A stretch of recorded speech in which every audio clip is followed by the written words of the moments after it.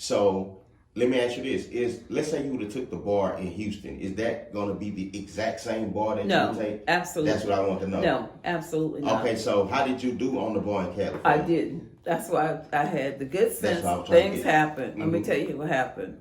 My marriage didn't work out. Okay. I had a son, and my son was 11 months old. And so I decided to come back to Houston. I'm going to go back where I studied Texas law, because I never, know anything about California law, except that I knew that I wanted to be in entertainment, and I would never suggest that you get married and you want to do entertainment law, especially if you marry someone that's jealous.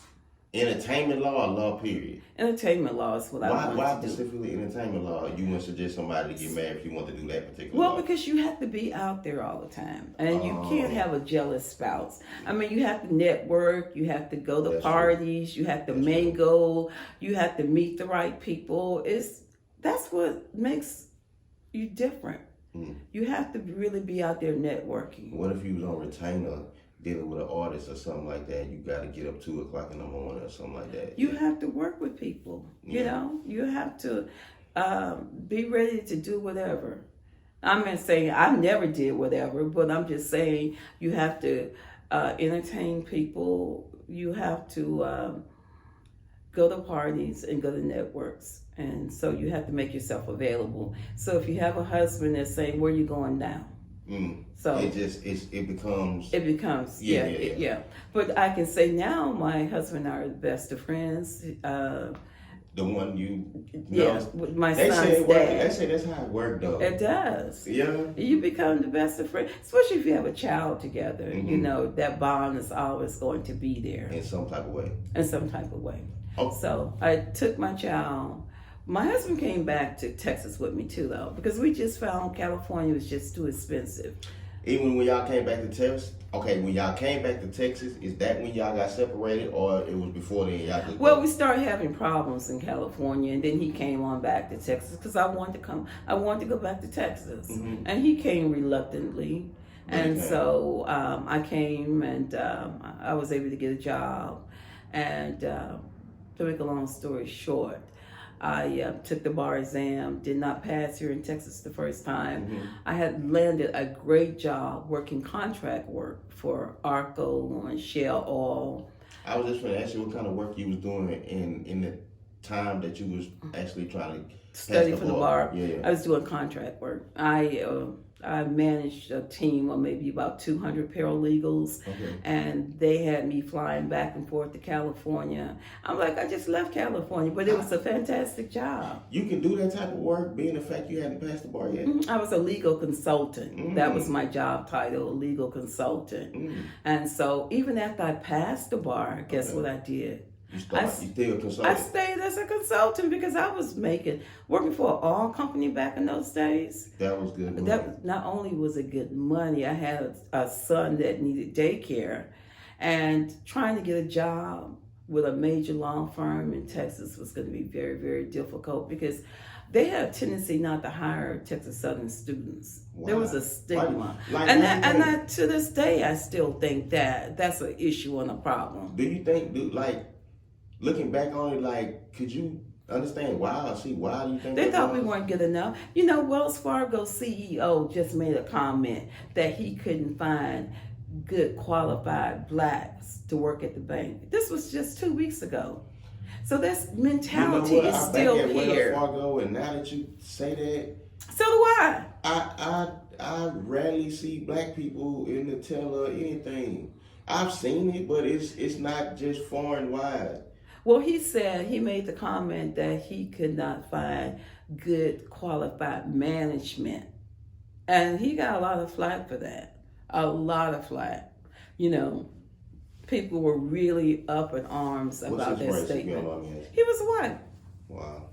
He was white. He just said that. But like I was talking about me trying to find a job with a major law firm, I couldn't. So to make a long story short, what happened, I eventually got laid off as my legal consultant. I had my bar, so I was thankful. So I'm like, what am I going to do? And so I received my unemployment. And my law partner, who's my partner today, had an office at 4615 Southwest Freeway. Is that income Miss Fuller? That is Miss Fuller. Okay, so Miss Fuller she was there. Okay. I moved in the office with Miss Fuller on the 5th floor. Back, I don't know what year it was. Is this the same office where y'all at right now? The same. Okay. We moved up to the 8th floor. We were on 5, but we moved up to the 8th floor. And that's where we are today. And that was over 20 years ago. How did you meet her, Miss Fuller, if you don't mind me asking? Miss Fuller worked on one of those projects with me. Remember I told you I was supervising over 200. Okay. So all the kids, I would say kids, but all the people that were in law school, they were doing contract jobs. And so I was their supervisor. So I met Lanice Fuller, Jackie Miller. I met so many people that were waiting for their bar results or trying to go to law school. It was a way of making good money. They would hire us to input the data for their lawsuits. Okay, so let me ask you this: when you met her, what was it like when you passed the bar exam and you met her? Had she already? She was already practicing. Okay. Remember, I told you I didn't practice when I passed the bar exam. I stayed a legal consultant for a while. Until that faded out. And so Lanice was working with another one of my sorority sisters. They were working together. I introduced the two of them. Wow. They were working together, and then Lanice came over and started her own practice. And so Lanice is a Delta. We're just totally opposites, but we're still together today. Okay, we were both married to Michaels, as a matter of fact.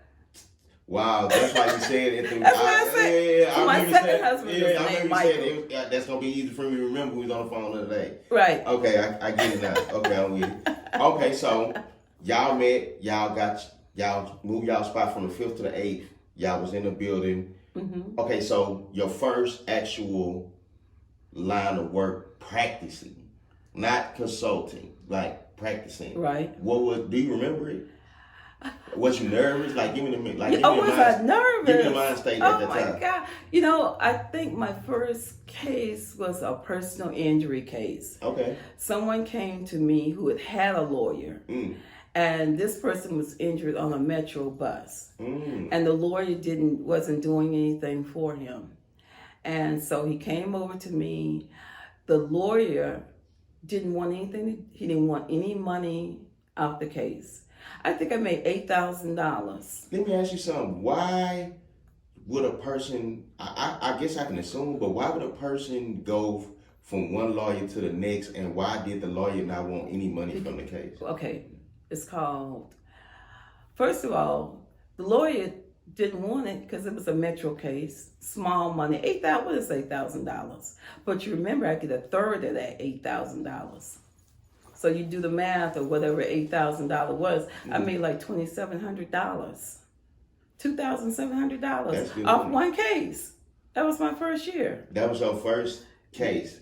And then the lawyer didn't want it. He didn't want any, because he didn't want no little. They don't want small cases. This was some white lawyer, and this was a black person, and they wanted attention. See, what happens a lot of times is they go to the white lawyer, and they don't get the attention they want. They don't get a phone call.